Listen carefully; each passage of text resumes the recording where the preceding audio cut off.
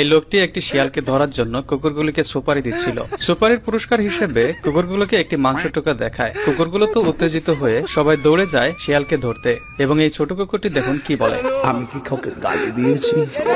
এরপর যখন একটি কুকুর শিয়ালের বাসায় এসে পৌঁছায়, শিয়ালকে ধরতে যাবে, তারপর তার সাথে যা ঘটে।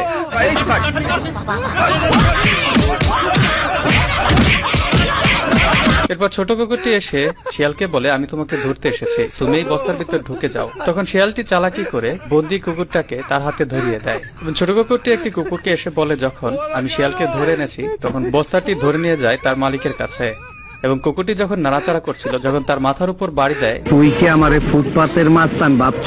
সে কুকুরটাকে বিভিন্ন ভাবে রাজি করানোর চেষ্টা করছিল। এক পর্যায়ে রাজি যেভাবে হলো,